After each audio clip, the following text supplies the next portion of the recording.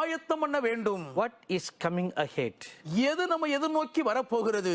These are the few things that are coming ahead that for which God wants you to prepare now. வரப்போகிற சில காரியங்கள் இவைகள்தான்.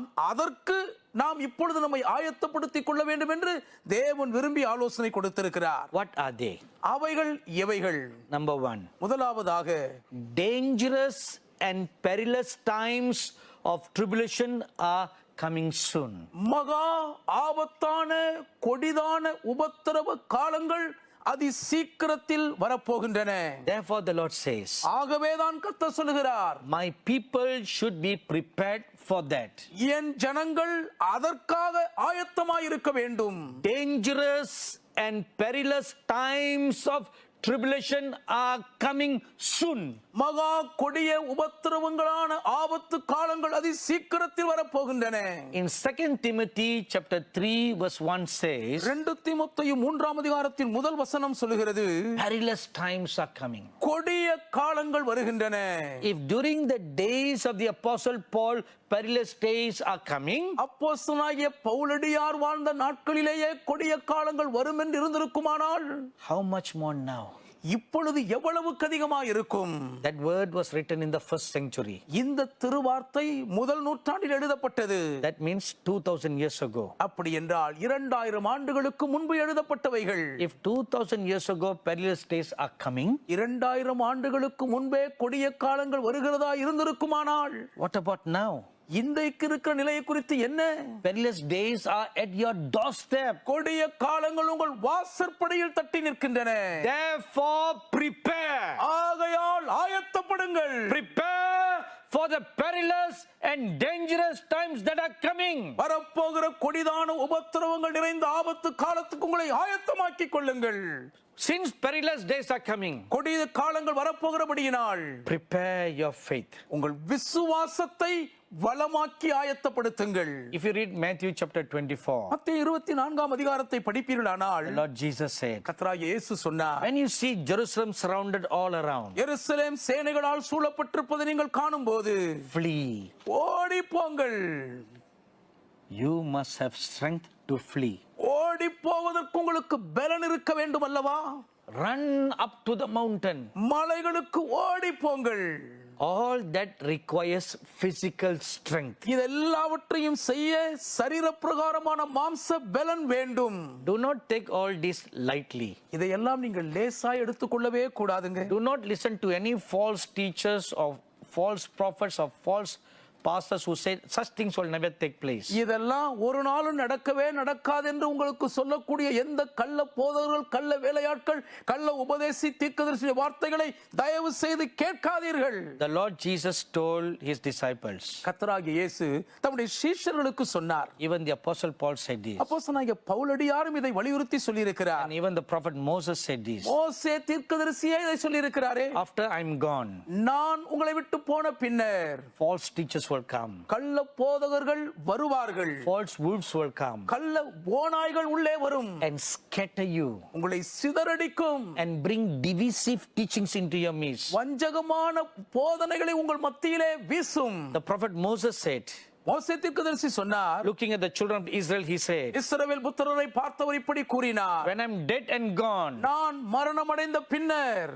you will be led astray by false teachers. கள்ள போதகர்களால் நீங்கள் வழிதப்பி போக பண்ணப்படுவீர்கள். False prophets will come to cause you to let astray to follow after false god. அந்நிய தெய்வங்களை பின்பற்றி போகும்படி உங்கள் மனதை திசை திருப்பக்கூடிய கள்ள தீர்க்கதரிசிகள் வருவார்கள். The apostle Paul and the apostle John wrote in their epistles. அப்போஸ்தலனாகிய பவுலடியாரும் அப்போஸ்தலனாகிய யோவானும் தங்கள் நிருபங்களிலே எழுதி இருக்கிறார்கள். Antichrists and false teachers will come in your midst to cause division. உங்களுக்குள்ளாக பிரிவினைகளை ஏற்படுத்தும்படி அந்தி கிறிஸ்துகளும் கள்ள போதகர்களும் வருவார்கள். These are the days for the manifestation of such false teachers. அப்படிப்பட்ட கள்ள போதகர்கள் தலையெடுப்பதற்காக குறிக்கப்பட்ட காலங்கள் இவைகளே. My dearly beloved sons and daughters, என் அன்புக்குரிய மகன்மார்களே மகள்மார்களே, let your faith be grounded in this word of God. உங்கள் விசுவாசம் இந்த தேவனுடைய வார்த்தைக்குள் நங்கூரமிட்டு இருக்கட்டும். Put your heart and soul in the study of the word of God. தேவனுடைய வசனத்தை படிப்பதற்கென்றே உங்கள் ஆத்துமாவையும் இருதயத்தையும் ஊன்ற கட்டி விடுங்கள். Be like the Christians of Berea who studied the word of God to discern if every teaching is right or wrong. கேட்கிற உபதேசங்கள் எல்லாம் சரியா தவறா, காரியங்கள் இப்படி இருக்கிறதா என்று தினந்தோறும் வேத வாக்கியங்களை ஆராய்ந்து பார்த்த பெரேயா விசுவாச மக்களை போல் வாழுங்கள். There are already many false teachers, false prophets gone into the world who's causing great devious teachings in the body of Christ.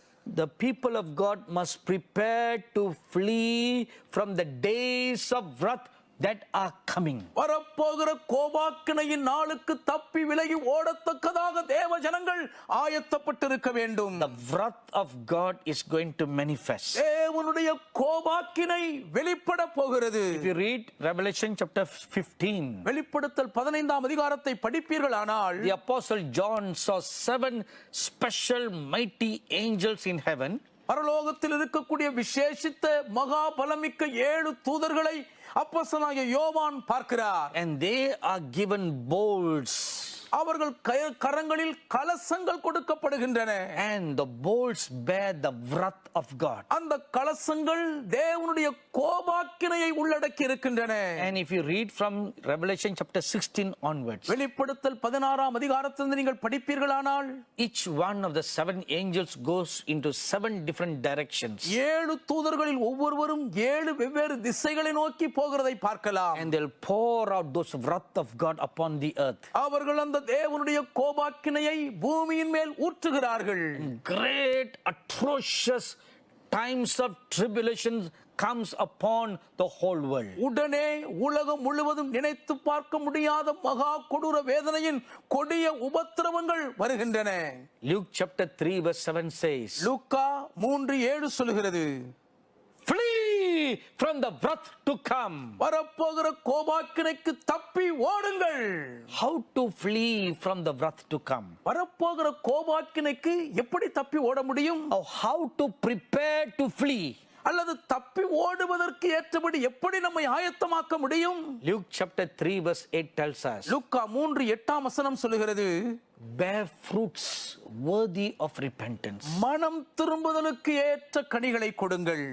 In order to flee from the wrath to come, வரப்போகிற கோபாக்கினைக்கு தப்பி ஓட வேண்டுமானால் bring forth fruits worthy of repentance. மனம் திரும்புதலுக்கு ஏற்ற கனிகளை கொடுக்க வேண்டும். When you bring forth fruits worthy of repentance, மனம் திரும்புதலுக்கு ஏற்ற கனிகளை நீங்கள் கொடுக்கும் போதுதான் you will be spared from the wrath to come. வரப்போகிற கோபாக்கினைக்குள் ஆளாகாதபடி நீங்கள் தப்புவித்து விட்டு வைக்கப்படுவீர்கள். What are the fruits of repentance? மனம் திரும்புதலுக்கு ஏற்ற கனிகள் என்றால் என்ன? Let's look at an example in Ezekiel chapter 9. எசேக்கியேல் 9ஆம் அதிகாரத்தில் அதற்கு உதாரணமாய் நாம் பார்க்கலாம். In verses 1 to 6 you will read, முதல் 6 வசனங்களிலே நீங்கள் படிக்க முடியும். an angel of God has been specially assigned to go all over the city of Jerusalem. ஒரு விசேஷித்த தேவ தூதன் எருசலேம் நகரம் முழுவதும் ஊடுருவி போவதற்காகவே நியமிக்கப்படுகிறார். To look at those who are sighing and crying over the sins of the land. தேசத்தின் அக்கிரம பாதகங்களின் நிமித்தம் பெருமூச்சு விட்டு அழுகிறவர்கள் யார் என்று பார்ப்பதற்காகவே அனுப்பப்படுகிறார். And this angel was told to put a mark on their foreheads. அவர்கள் நெற்றியிலே ஒரு அடையாளம் போட வேண்டும் என்று அந்த தூதனுக்கு கட்டளை இருக்கிறது.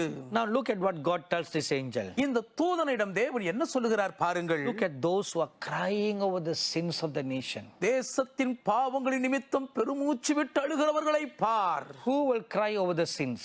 பாவங்களுக்காக யாருங்க அழுவாங்க? the righteous. நீதிமான்கள் தான். It's the righteous who will cry over the sins of the land. நீதிமான்கள் தான் தேசத்தின் கொடூர பாவங்களுக்கு எதிராய் கண்ணீர் விட்டு கதறுவார்கள். Now we read that Lot lived in the city of Sodom and Gomorrah. லோத்து சோதோம் குமோரா பட்டணத்தில் குடியிருந்தார் என்று படிக்கிறோம். And those twin cities were full of adulterous homosexual sinners. அந்த இரட்டை நகரங்கள் முழுவதும் விபச்சார மயக்க ஓரின சேர்க்கையால் பாவிகளால் நிறைந்திருந்தது. But concerning Lot, the scripture says, லோத்தை குறித்தோ வசனங்கள் சொல்லுகின்றன, righteous Lot vexed his soul over the sins of the land. நீதிமானாய் வாழ்ந்த லோத்தோ தேசத்து குடிகளின் பாவங்களின் நிமித்தம் நாள்தோறும் தன் இருதயத்தில் வாதிக்கப்பட்டாராம். Every day Lot comes and sits at the city gates. ஒவ்வொரு நாளும் லோத்து வந்து பட்டண வாசலிலே உட்காருவார். And he sees the sins and he loads his soul and he cries for the sins of the land. அருவருப்பான தேசத்தின் அகோர பாவங்களின் பாதகங்களை பார்த்து தேசத்தின் பாவங்களுக்காய் மனஸ்தாபத்தோடு கண்ணீர் விட்டு கதறுவார். He is a righteous man. அவர்தான் நீதிமான்.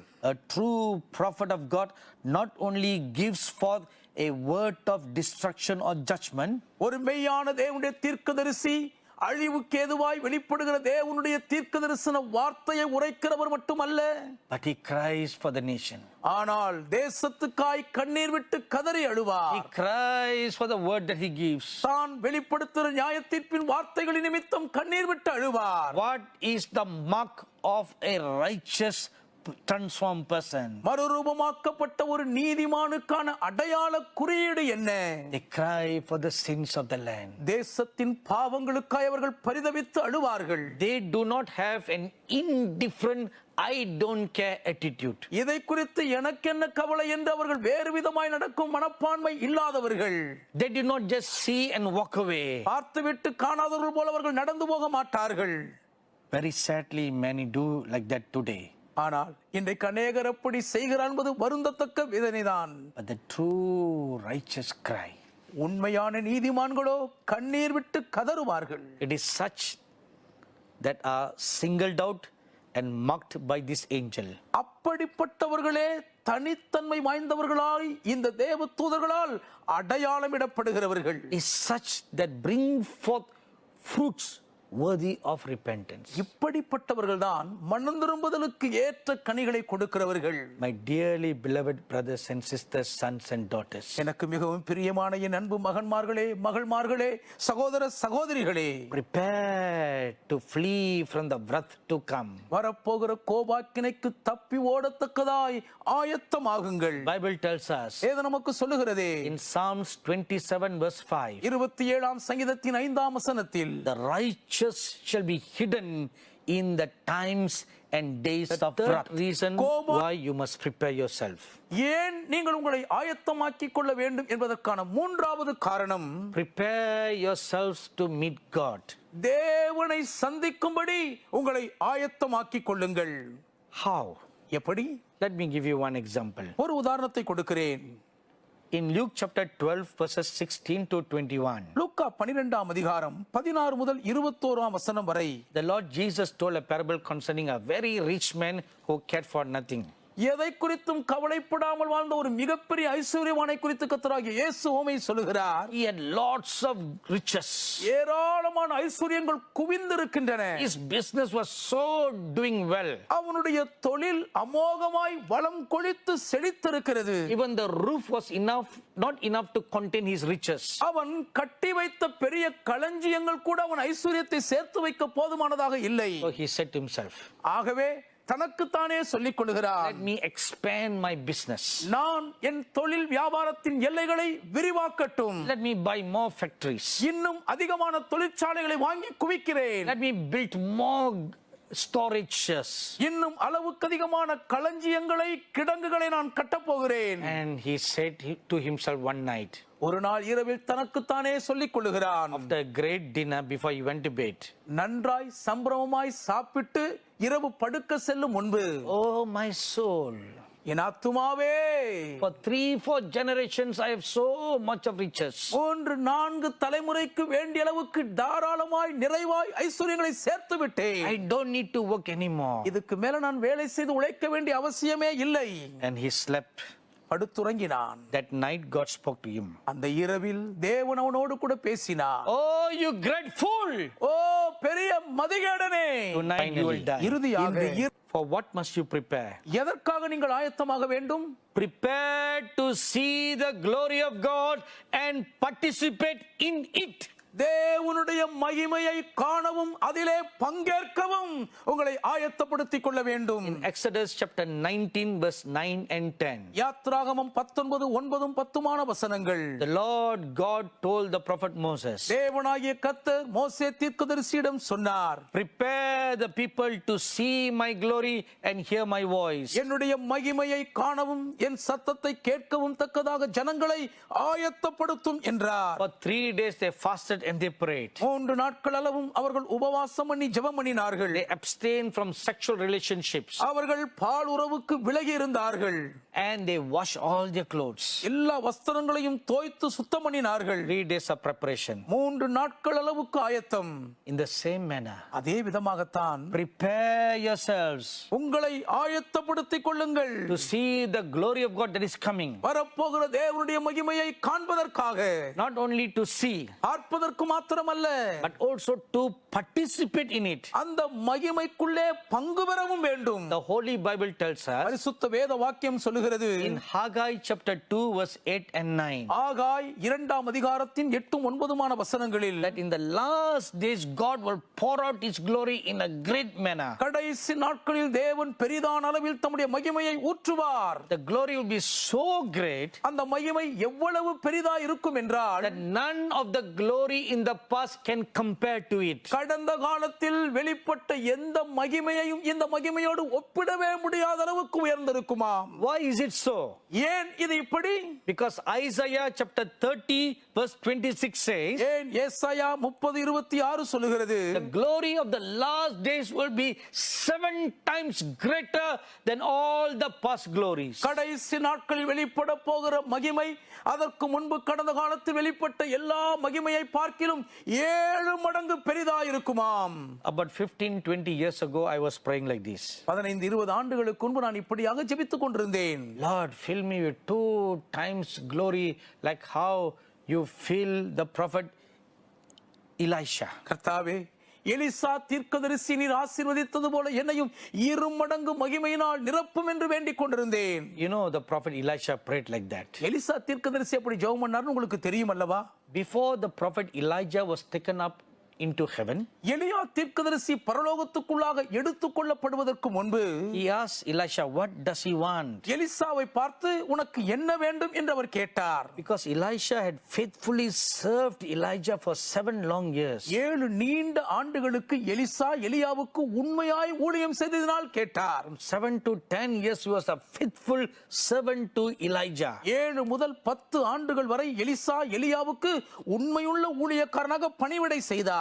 So Elijah wanted to bless his dear servant before he is taken up. ஆகவே தான் எடுத்துக் கொள்ளப்படுவதற்கு முன்பு தன் அருமையான ஊழியக்காரனை எலியா ஆசீர்வதிக்க விரும்பினார். And Elisha asked for double portion of the anointing that was upon the prophet Elijah. எலியா தீர்க்கதரிசியின் மீது இருந்த ஆவியின் இரட்டிப்பான வரம் தனக்கு வேண்டும் என்று எலிசா கேட்கிறார். And likewise he was rewarded. கேட்டபடியே அவர் பலன் அடைந்தார். Ever since then, அன்று முதற்கொண்டு every person prays this prayer like Elisha. எலிசாவை போலவே தான் எல்லாருமே ஜெபிக்க ஆரம்பித்து விட்டார்கள். Lord, give me 2 times more power. கர்த்தாவே இரட்டிப்பான வல்லமை எனக்கு தாரும். I'm sure you have done that. நீங்களும் நிச்சயம் அப்படி செஞ்சிருப்பீங்க.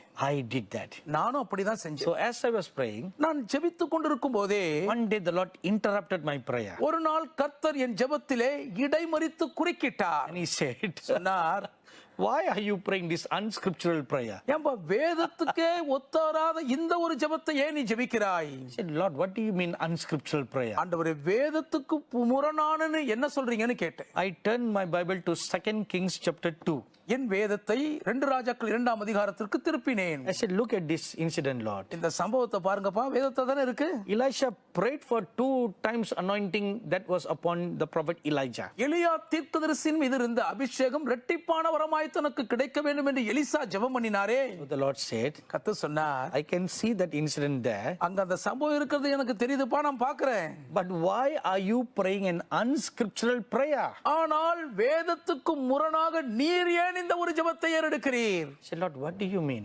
என்ன சொல்றீங்கப்பான்னு கேட்டேன். Then he showed me this scripture in Isaiah 30:26. அப்புறம் தான் ஏசாயா 30:26 இருக்கிற இந்த வசனத்தை கர்த்தர் எனக்கு காண்பித்தார். In the last days I am going to pour forth my glory, not 2 times but 7 times. கடைசி நாட்களிலே 2 மடங்கள்ல 7 தனையாய் என்னுடைய மகிமையை நான் காண்பிப்பேன் என்றார். Glory of the latter house will be greater than the former house. முந்தின ஆலயத்தின் மகிமையை பார்க்கிலும் பிந்தின ஆலயத்தின் மகிமை பெரிதாய் இருக்கும். The former house glory was 2 times. முந்தின ஆலயத்தின் மகிமை 2 மடங்குதான். The latter house glory is 7 times. பிந்தின ஆலயத்தின் மகிமையோ 7 மடங்கு அதிகம். So the Lord asked me, why are you asking 2-fold when I want to give you 7-fold? 7 மடங்கு உனக்கு நான் கொடுக்க விரும்பி இருக்கையில் நீ ஏன் 2 மடங்கு கேட்கிறாய் என்று கர்த்தர் சொன்னார். What is the 7-fold glory? 7 மடங்கு மகிமை என்றால் என்ன?